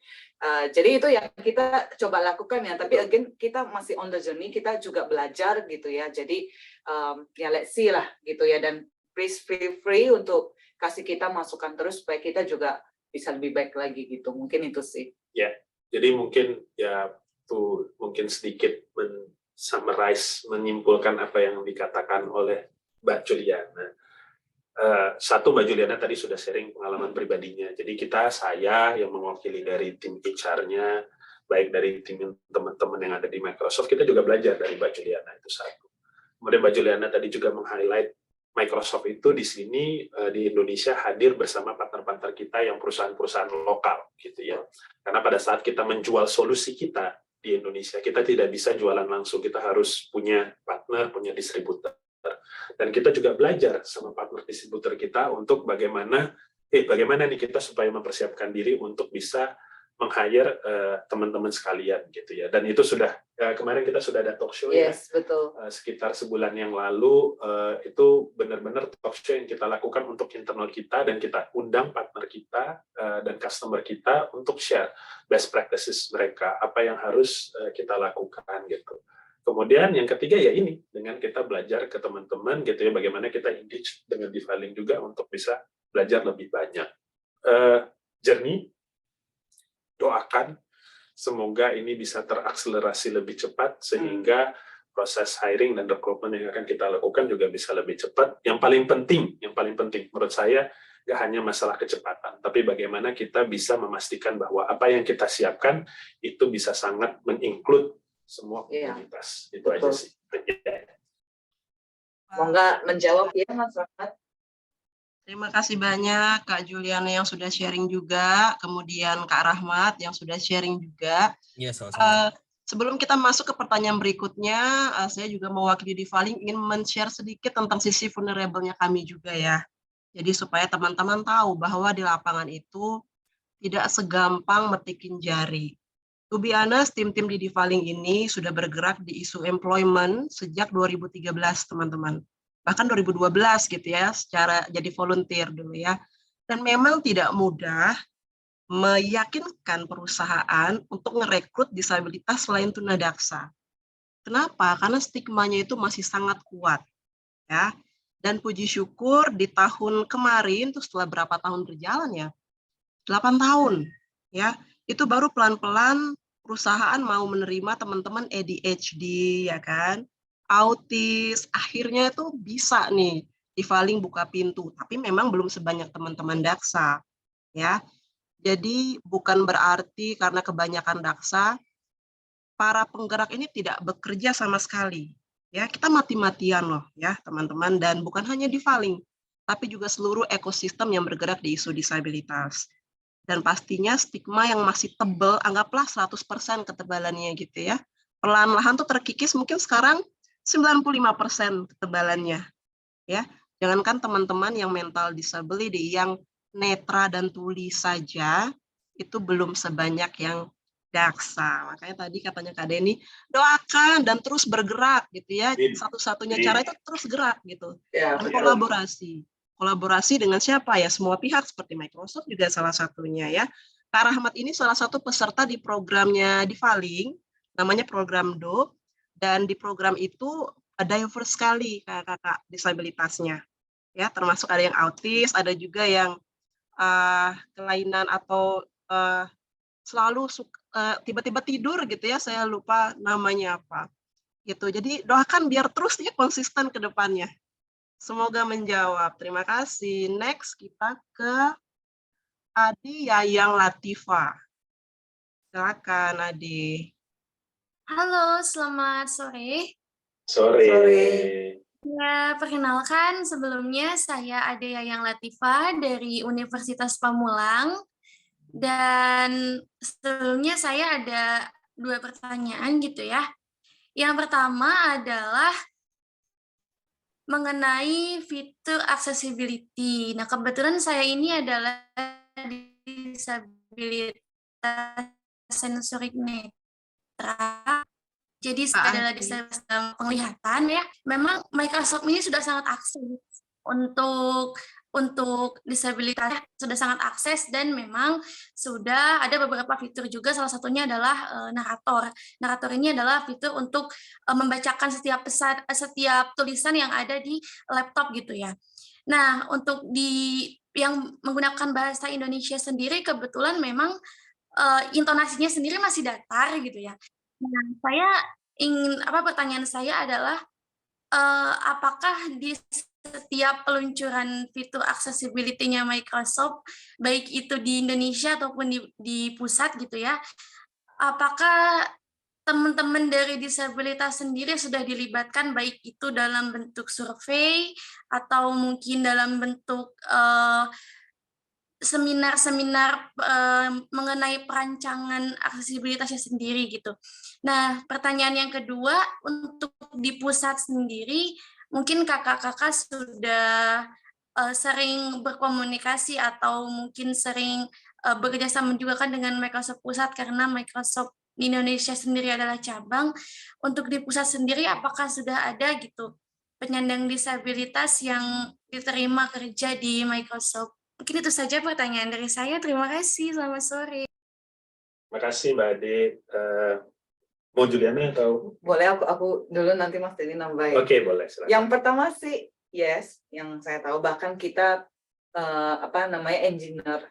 engineer Microsoft itu juga ada yang disability, mereka yang ciptain produk ya, dan itu variety, ada yang autism, ada yang ADHD, ada yang blind, yang tunanetra juga gitu. Bahkan yang tunanetra itu ada videonya tuh. Nanti mungkin aku bisa share ya ke teman-teman nanti linknya. Itu dia engineer yang bahkan membantu menciptakan solusi yang buat ngebantu teman-teman tunanetra sendiri gitu, dan dia jago banget programming gitu. Jadi kalau pertanyaan yang nomor 1 yes ada gitu ya, tapi kita understand ya, again ya, mungkin kita belum sempurna, mungkin tadi voice-nya masih datar atau bahasa Indonesia masih kurang gitu ya, tapi kita punya tim di sana yang dan juga bahkan teman-teman yang disability di situ juga, dan yang on the journey lah gitu, mungkin itu ya. Terus tadi pertanyaan kedua ya mirip tadi, jawabannya adalah ada. Jadi kita across all. Jadi kita punya banyak variety. Makanya tadi sempat di video yang kita show itu ada yang pakai kaki yang palsu kayak gitu. Nah itu cuma one small part of it gitu. Jadi variety-nya banyak di global ya. Itu mungkin Mas Denny mau nanya. Ya mungkin himbauan juga yang sangat baik ya dari Mbak Ade gitu ya. Mungkin kita juga salah satu yang mungkin kita harus cari tahu lebih dalam juga kali ya, Jul, salah satunya gitu ya, apakah memang sudah banyak orang Indonesia yang dilibatin gitu ya. Itu mungkin ada. Tapi ingat nggak waktu itu, mungkin sorry ya ini agak terkesan saya ngobrolnya domestik gitu, tapi mungkin ingat nggak waktu itu Kevin kan juga sempat ya cerita-cerita gitu bagaimana kita bisa coba untuk buka waktu itu saya lupa, berkaitan dengan accessibility supaya fiturnya juga akan bisa lebih sangat Indonesia gitu ya. Nah ini mungkin sesuatu yang jadi masukan buat kita supaya bisa lebih proaktif lagi ya ke pusatnya. Itu mungkin catatan yang baik sekali. Tapi ya balik lagi tadi yang Juliana mengamini apa yang Juliana katakan juga, sebenarnya kalau di kantor pusat sendiri dari sisi yang berkebutuhan khusus sudah beragam gitu yang kerja di sana. Balik lagi karena kantor pusat kami itu gede banget dari sisi jumlah pegawai ya gitu. Jadi kalau kebanyakan jadi kayak desa sendiri kali ya. Jadi research and development juga di sana gitu. Sementara kita sifatnya hanya lebih bukan rep office ya, cabang, tapi memang yang bagaimana kita yang reach out para customer di enterprise kita gitu ya, di perusahaan-perusahaan komersil.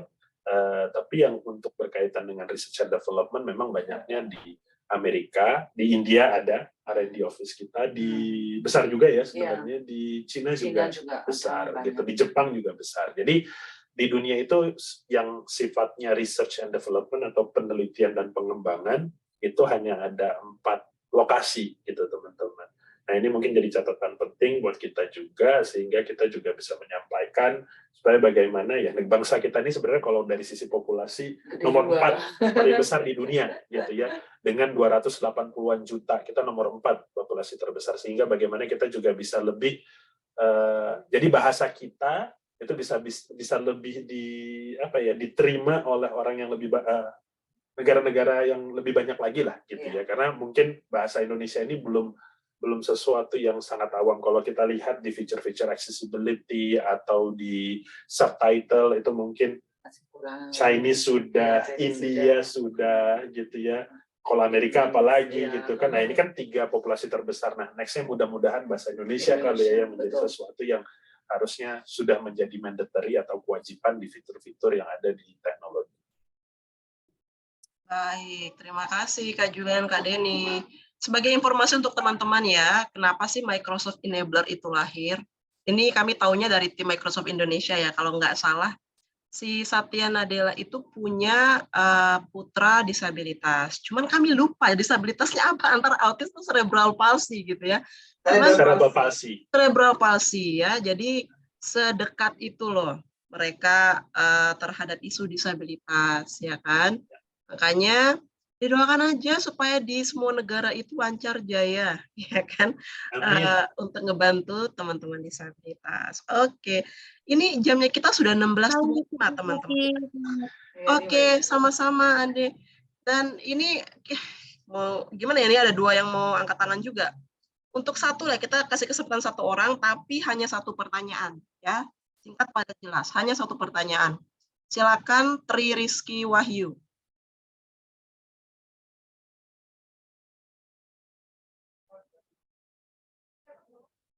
Tri Rizky Wahyu.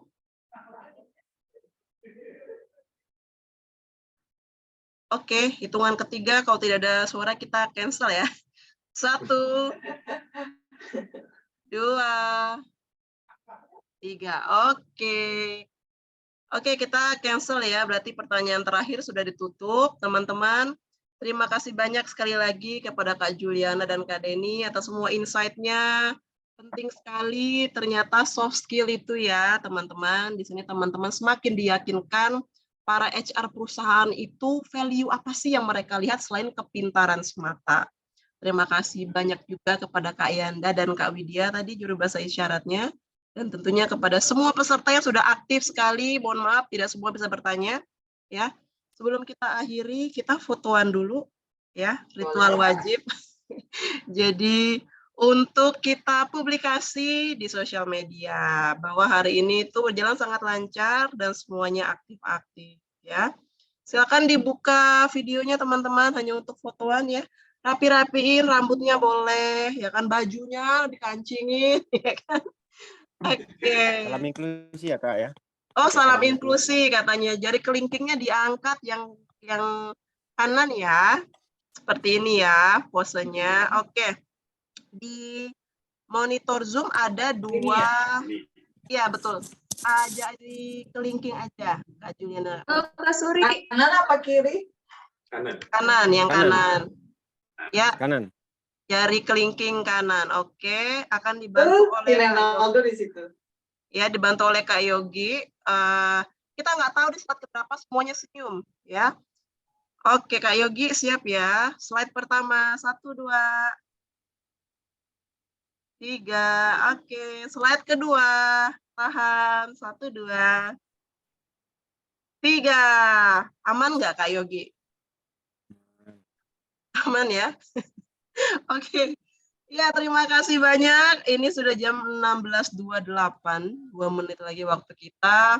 Terima kasih sekali lagi. Semoga ke depannya fitur-fitur Microsoft semakin upgrade ya, dan semakin bisa mengakomodir semakin banyak orang-orang di dunia. Oke, Tri udah kembali. Iya, Ibu, mohon maaf ini saya tuh dari tadi, aduh, susah sekali untuk nyalain. Bisa nggak Ibu tanya? Aduh, gimana ya, nanti aja di chat aja di WhatsApp ya. Atau gimana? Atau di chat atau email boleh? Ya di WhatsApp aja nanti ke panitia, nanti akan diteruskan ke Kak Julian, Kak Denny ya. Karena sudah ditutup. Terima kasih. Sama-sama. Terima kasih. Sama-sama. Oke. Thank you ya semua. Ya, Terima kasih semuanya. Bye Ya, Mbak Suri, makasih banyak Mbak Suri. Sama-sama, Kak Denny. Kita juga Luar biasa banget maaf soft kalau ada skill-nya, salah-salah hard kata. skill-nya. Kalau ada yang kurang berkenan, thank you banget semuanya. Terima kasih banget, kalian berterima kasih Kak Denny, Kak Juliana. Sehat-sehat, bye-bye. Bye-bye. Salam sehat semuanya. Salam Kasih, selamat sore. sehat. Assalamualaikum. Selamat sore. Waalaikumsalam. Terima kasih. Iya, Kak Yanda dan Kak Widya juga terima kasih ya sudah bantu menerjemahkan. Teman-teman, terima kasih ya. Ingat absennya harus diisi, batasnya 16.50 ya Kak Arin ya. 16.50. Ya, betul. Absensi sudah saya share di kolom komentar. Segera diisi ya. Hari ini tidak ada alasan lagi untuk saya nggak telat. Silakan diisi mulai sekarang. Kemudian untuk yang sudah isi silakan langsung leave tanpa konfirmasi di kolom komentar. Kenapa tidak perlu konfirmasi? Karena linknya selalu menjadi tenggelam. Kasihan teman-teman yang harus mencari-cari lagi. Oke, kalau sudah isi silakan untuk langsung leave, tidak usah konfirmasi di kolom komentar ya. Seperti itu. Sampai 16.50 silakan diisi.